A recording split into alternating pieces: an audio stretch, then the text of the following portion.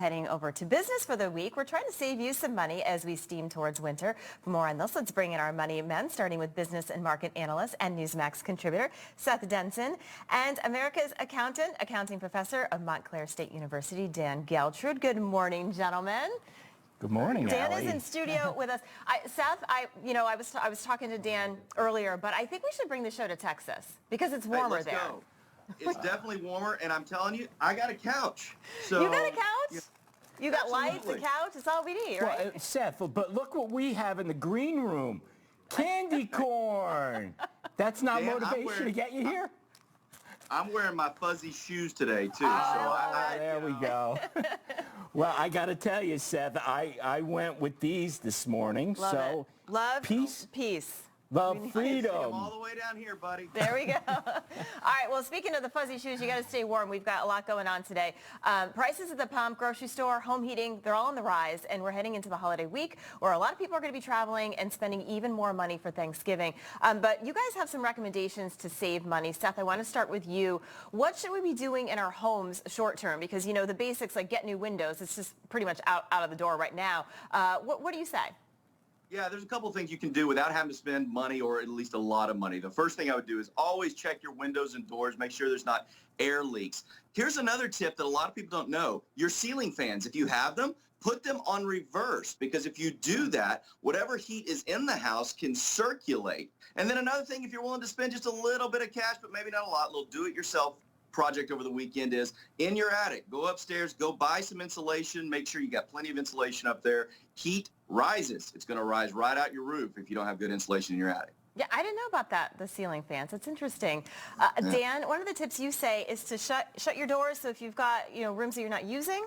Yeah, well, it's like my father used to say, if you're feeling cold, put on more clothes. How about that? So that's one of the ways, obviously, to stay warmer. You keep that thermostat down. Rooms that you're not using, shut those rooms off. And then one of your favorites, cook or bake.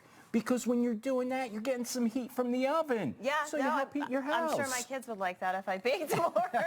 Yeah, just call Dan first, because he's going to want to show up if you're baking. Absolutely. I don't want to miss any baking, that's for sure. Yeah, we just had some of the other tips up on the screen for you. Seth, when it comes to, you've got a tip, because the grocery stores, right, we've talked about this. Everything's going up, poultry, beef, everything, even produce. You have a little trick that you do at the grocery store? That's right. So if you look at the prices, oftentimes, we think many times you got to buy in bulk, right? The bigger you buy, the better. That's not necessarily the case. So in most grocery stores, if you look at the price tag, right to the right of it is going to be the price per ounce or the price per unit. Take a look at that. Oftentimes, you'll find that the smaller packaging just might be the better deal. But I got one more tip for you. This is a personal tip for me.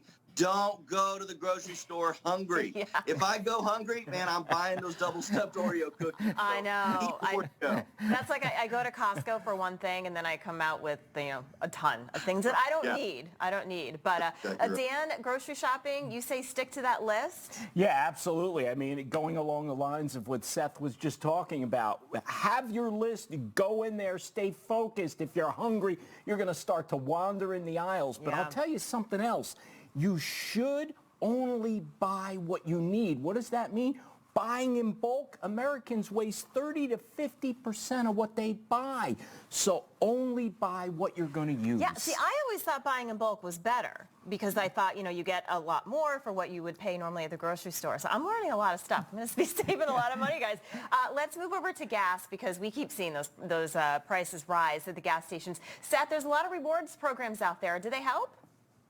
They can. They certainly can help, especially we just talked about groceries. Well, listen, look and see if your grocery store has a rewards program with a fueling station, or maybe they have their own. Make sure that you go fill up with gas after you bought the big list of groceries, because you're usually going to get a discount based on the amount of groceries you bought, so you want the higher discount. But here's a couple of other quick things. Make sure your tires are properly inflated. I know we talk about that, but this is a thing most people don't know. Gas is typically cheaper in most areas on Mondays. Not on Fridays. We always fill up on the way home for the weekend. Do it on Monday. You're going to probably get cheaper gas prices. See, that surprises me. Well, I mean, I guess because people are out running errands on the weekend, and that's when they gas up, but you're saying going on Monday. That's interesting. Dan, you have some tips as well. Yeah, well... Don't drive fast? Is that what you're saying? Well, yeah, I was going to say, and this one goes to you, Allie, because I know you have that heavy foot. Yeah. So slow down. The faster you drive, the more fuel you're using. Yeah. So those quick starts and stops, acceleration from the red light, which I know you do that. No, Slow it down, Allie, please. But you know something? There's also apps out there where you can actually see what's the lowest gas price close to where you are. So take advantage of technology. Every little bit helps. I love it. Look, everything helps. All right. Well, Seth Denson, Dan Geltrude, thank you so much. We'll see you in the next hour. All right. Of course.